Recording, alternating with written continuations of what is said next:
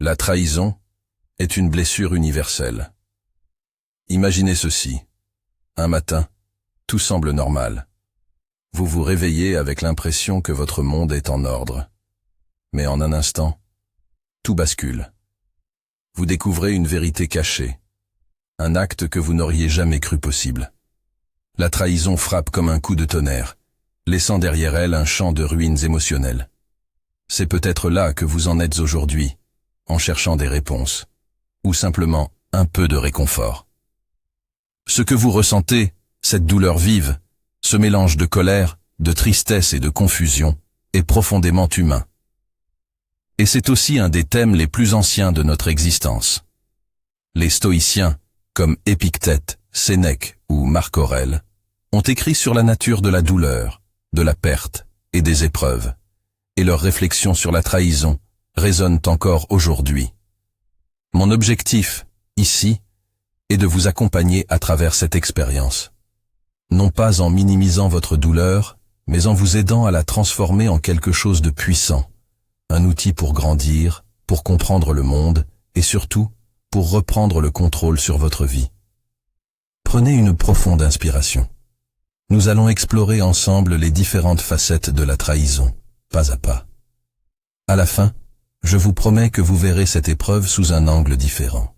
La trahison est une des expériences humaines les plus bouleversantes. Pourquoi ? Parce qu'elle touche à quelque chose de fondamental, la confiance. La confiance est le ciment des relations humaines. Lorsque nous faisons confiance à quelqu'un, nous lui donnons une part de nous-mêmes, un espace dans notre esprit où il ou elle peut exister en paix. Et quand cette confiance est brisée, ce n'est pas seulement la relation qui s'effondre, c'est aussi une partie de nous-mêmes. Imaginons une amitié de longue date. Vous partagez vos secrets, vos rêves, vos peurs. Un jour, vous apprenez que cet ami a divulgué vos confidences ou a agi contre vous dans l'ombre. Ce n'est pas seulement l'acte qui fait mal, mais la signification derrière cet acte. Tu ne m'estimais pas autant que je t'estimais. C'est comme si une partie de votre identité, liée à cette relation, s'effaçait brutalement. Le rôle des émotions dans la trahison. Face à la trahison, plusieurs émotions surgissent. La colère, souvent explosive, comment a-t-il osé me faire ça? La tristesse, un vide profond. Je pensais que je comptais pour cette personne. Le doute, qui peut être paralysant. Est-ce que je suis trop naïf? Comment ai-je pu ne pas le voir? Ces émotions, bien que douloureuses, sont naturelles. Elles témoignent de l'importance de cette relation pour vous. Le stoïcisme nous enseigne de ne pas rejeter nos émotions, mais de les observer comme des phénomènes naturels. En les comprenant, nous pouvons éviter qu'elles ne nous contrôlent.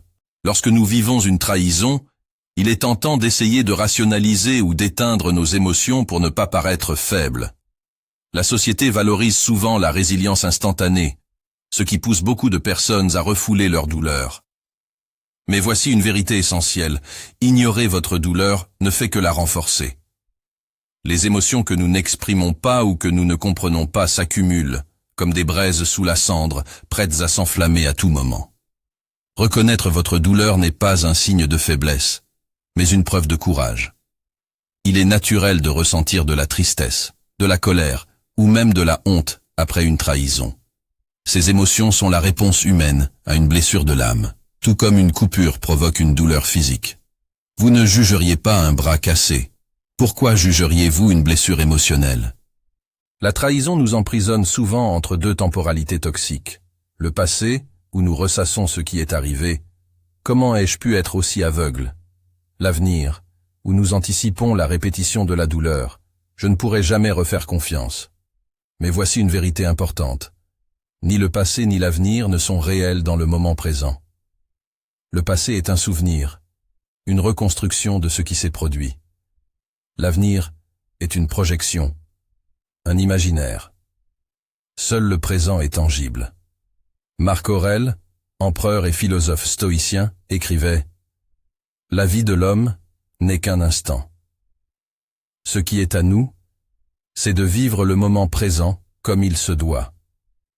Concentrez-vous sur ce que vous pouvez faire maintenant pour apaiser votre douleur. Prenez soin de vous physiquement. Reposez-vous, hydratez-vous. Faites de l'exercice doux comme une marche ou du yoga. Votre corps est lié à votre esprit, et un corps bien traité apaise l'esprit. Pratiquez la pleine conscience. Asseyez-vous en silence et concentrez-vous sur votre respiration ou sur les sensations de votre corps. Cela vous ramène à l'instant présent. Identifiez une petite action constructive. Cela peut être aussi simple que ranger une pièce, écrire vos pensées ou appeler un ami de confiance. Ces petites victoires vous rappellent que vous avez encore du pouvoir sur votre vie. Un exemple concret. Sortir de la spirale mentale. Imaginons une personne, Claire, qui découvre que sa meilleure amie a révélé un secret très personnel. Le choc est brutal, et Claire passe ses journées à ruminer. Comment a-t-elle pu me faire ça? Je lui ai fait confiance pendant des années. Je ne vais plus jamais pouvoir me confier à quelqu'un. Dans cet état, Claire vit dans une boucle mentale qui alimente sa douleur. Mais si elle adopte une approche stoïcienne, elle peut commencer à dénouer cette spirale. Accepter la douleur. Claire écrit dans son journal « Je suis triste et en colère. Je ressens un vide dans ma poitrine. C'est normal après ce qu'il s'est passé. » Elle valide ses émotions au lieu de les rejeter. Distinguer les faits des jugements. Le fait est que son amie a révélé un secret. Mais penser que cela signifie qu'elle est naïve ou indigne de confiance est une interprétation. Claire commence à questionner ses jugements. Est-ce vraiment vrai? Ou est-ce que j'amplifie ma souffrance? Revenir au présent. Claire décide de se concentrer sur ce qu'elle peut contrôler aujourd'hui. Elle passe un appel à une amie de confiance, médite pendant 10 minutes, puis réfléchit à comment poser des limites dans ses futures relations. Votre douleur, une opportunité de transformation. Accepter votre douleur ne signifie pas l'aimer ou l'embrasser aveuglément. Cela signifie simplement reconnaître qu'elle est là, sans lutter contre elle. Imaginez la douleur comme une vague. Si vous essayez de la repousser, elle vous renversera. Mais si vous apprenez à flotter avec elle, elle finira par perdre de son intensité. Dans cette étape, rappelez-vous que la trahison ne vous définit pas. Vos émotions sont le signe que vous êtes humain, que vous avez aimé, fait confiance, espéré. Et c'est précisément cette capacité à ressentir qui, une fois maîtrisée, vous permettra de transformer cette épreuve en une force intérieure. La trahison en dit souvent plus sur celui qui trahit que sur celui qui est trahi. Cette personne a agi selon ses propres peurs, désirs ou failles. Peut-être avait-elle peur de perdre quelque chose. Peut-être cherchait-elle à combler un vide en elle-même. Ces motivations n'excusent pas ses actes, mais elles les expliquent. Prenez un exemple concret. Un collègue qui vous vole une idée pour se mettre en avant. Pourquoi agit-il ainsi? Peut-être est-il obsédé par sa carrière. Peut-être a-t-il été conditionné à voir le monde comme une compétition. Cela ne change rien à la douleur que vous ressentez, mais cela peut vous aider à ne pas personnaliser l'acte. Vous n'êtes pas responsable de la trahison. Un piège courant après une trahison est de se blâmer. Peut-être que j'ai trop donné. J'aurais dû être plus prudent. Bien que l'autoréflexion soit saine, elle peut devenir destructrice si elle vire à l'autocritique constante. Rappelez-vous, la trahison est une décision que l'autre a prise. Vous n'êtes pas coupable de ses choix. Les stoïciens parlent de préférences indifférentes, des choses qui ne sont ni bonnes ni mauvaises en elles-mêmes, mais qui dépendent de la façon dont nous les utilisons. La trahison est un de ces événements. Elle peut nous détruire ou nous renforcer, selon notre réaction. Voici comment transformer cette expérience en quelque chose de positif. Tirez des leçons. Quels signes avez-vous ignorés? Cela peut vous aider à mieux discerner à l'avenir. Renforcez vos limites. Peut-être que cette trahison révèle un besoin de poser des limites claires dans vos relations. Redéfinissez vos priorités. Cette épreuve peut être une occasion de réévaluer ce qui est vraiment important pour vous. Le pardon est souvent mal compris.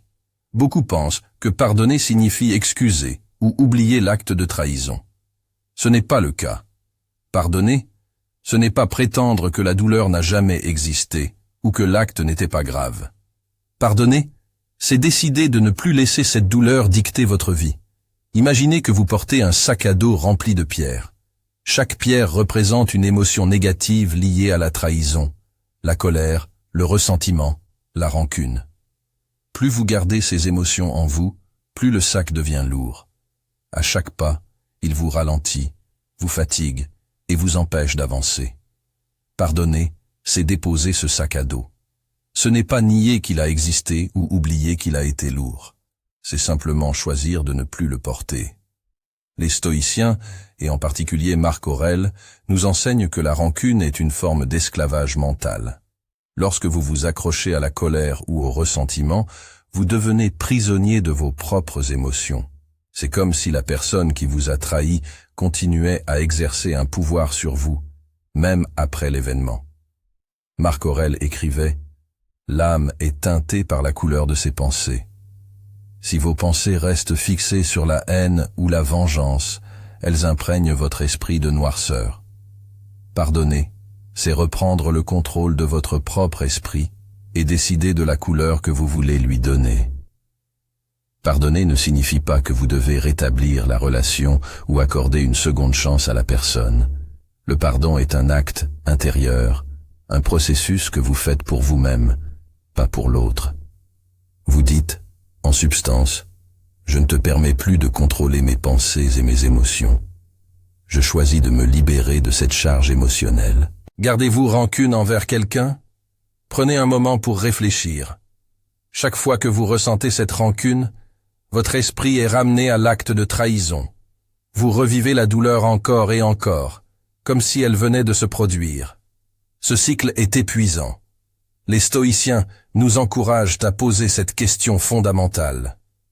Ce ressentiment m'aide-t-il à vivre une vie meilleure? La réponse est presque toujours non. Le ressentiment n'apporte ni justice ni paix.